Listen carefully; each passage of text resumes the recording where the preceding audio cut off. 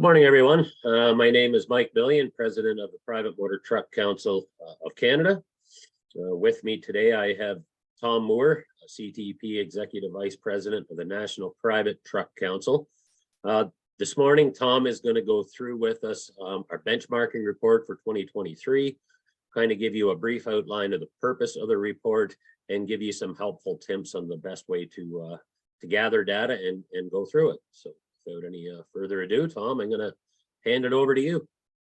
Well, Mike, thanks so much. It's always a pleasure to work with you and your team in terms of compiling this data for the benchmarking report. I believe this is our 7th year of conducting a benchmarking report. And I think every year the survey questionnaire gets better and better. We'd like to encourage as much participation as possible.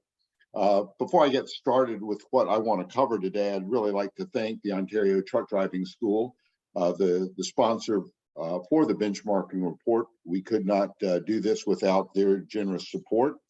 And also like to pay tribute to those folks on the PMTC Benchmarking Survey Steering Committee, which includes those folks listed on the screen here, the 6 individuals joining both Mike and myself. And again, our 7th year of conducting the survey. The survey period is going to be running basically for the first 4 months of this year. We'd like to get all the data in by April 30th. And what we're doing, just as a reminder and as a level set, we're collecting data for those metrics that reflect the activity that was achieved back in, and I have a typo on that. It should say reflects activity for 2022, not for 23. So the report will be published this summer, but it's going to reflect data and performance that was achieved last year. The real purpose of this is to help define and provide you with information so that you can continuously improve your private fleet operation. It's literally that simple. We're providing a list of different metrics, and you can pick and choose those metrics that are important to your operation and help gradually improve your fleet performance. And the objective here is, it really is to determine where you stack up against other fleets, give you some resources so that you can use it for strategic planning, and also helps provide a roadmap of to help give you that advantage against other private fleets that are operating out there. In no way, shape, or form is this intended as a critique of existing performance. It's really, like I said, just to give you an awareness of where you stack up on some key metrics. Just to kind of give you a little bit of information on what we were able to, or what we saw in 2022 in last year's benchmarking survey. We continue to see improved safety performance, and we drilled down very specifically into the how and the why of that improvement. Leasing has increased as a percentage of equipment acquisition. We saw trade cycles extending, driven primarily because of the shortage of equipment and parts from our supplier friends. We saw driver age remaining high at over 50 years of age, and we saw lower annual mileage. And actually, we've been conducting a survey here in the States since 2005, and these same bullet points could apply to our survey as well. So there's a lot of information in which we can hold hands back and forth across the border. And in terms of what we're looking for, when you actually go in and fill out the survey, it's a PDF form. Mike has sent that survey form out to you via email. It's also available on the PMTC website. And we're looking for information, just general demographic information. Then we get into various operating metrics, equipment and maintenance metrics, labor, primarily driver type of information, how different fleets are enhancing their utilization, and as we mentioned before, a little bit more on safety. There are a lot of metrics, key performance metrics that we're looking for and collecting information on. I don't want that to scare anybody, because if you don't have a metric or you don't track that metric, then simply don't fill out that portion of the form. As I just sent out an email this morning to one of our members here in the States, and I said, a little bit of information is better than no information. And that's kind of the philosophy that guides our data collection services. I think it's also one of the great takeaways here is to sit down with your team members and really understand and get a handle on what they're measuring, and maybe sometimes the metrics that we're asking you to report on become part of your dashboard for coming years. So it actually serves a couple different purposes here. And then, Mike, I think this year, one of the things that's different in the survey is that you at PMTC are offering an incentive for participation. So I might suggest that it'd be more appropriate for you to share a little bit more about that than for me. Yeah, thanks, Tom. So, you mentioned that you thought the survey got a little bit better every year. And one of the things we do, as you know, we get a steering committee together every year, and we go over the survey, and we look at a couple things. We try to look at how we can make the survey better to encourage more people to complete it and to make it more valuable to them. And one of the things we talked about is, we do realize people are busy, and this takes time out of your day, and that may be part of it. So how can we show appreciation for you taking that time out of your day?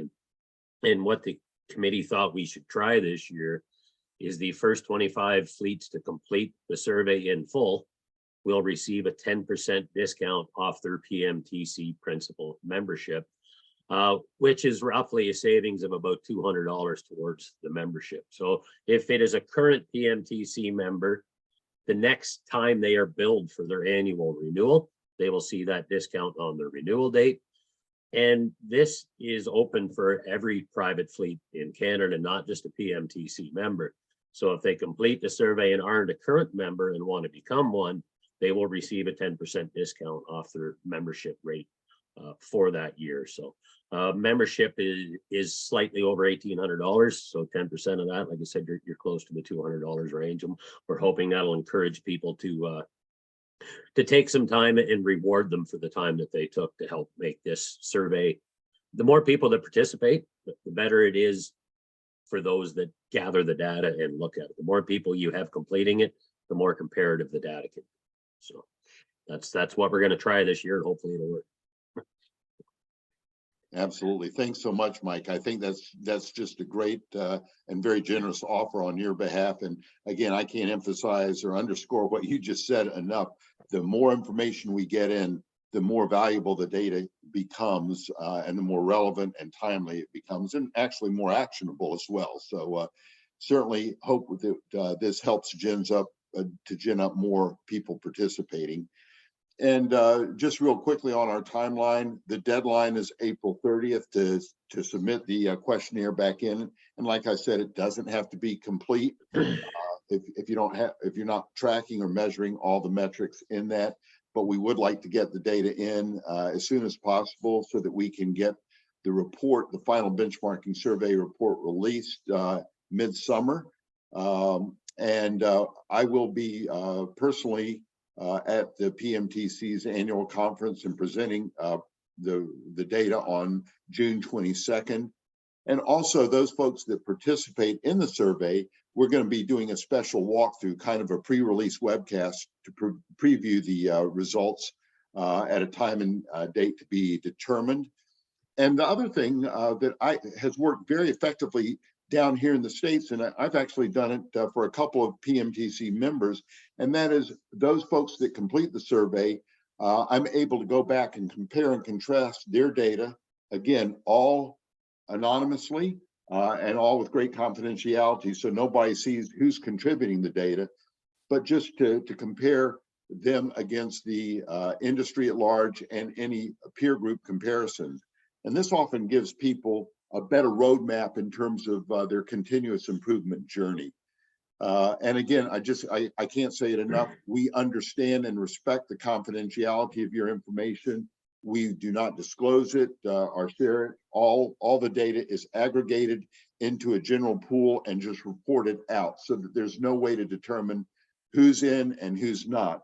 But like Mike said, the more people that are in, the better the data is.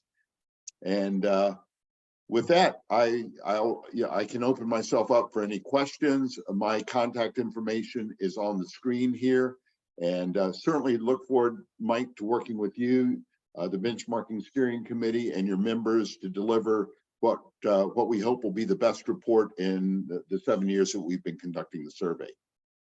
Yeah, no, Thank you so much.